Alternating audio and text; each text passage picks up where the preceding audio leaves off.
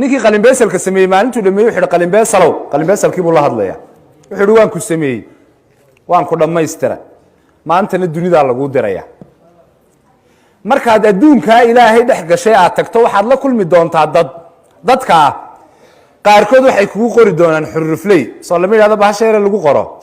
qaarna waxay kugu qori doonaan mindi qaar waxay kugu qori doonaan makiinad qaar baan intaaba haysan oo dhagax kugu qori doona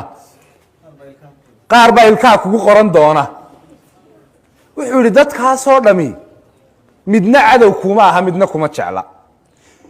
kan xurufleyda kugu qoraya sideere macaan kugu qoraya saaxiibtinimo iyo kama aha kalgacayl kan dhagaxa kula dhacayna cadowtinimo kama aha labada midna kuma jecla midna kuma necba laakiin dhamaantood waxay u socdaan waxa gudahaaga ku jira ee dhuuxa inay la soo baxaan ama xurufleyda kugu qoro ama mindiha kugu qoro ama makiinada kugu qoro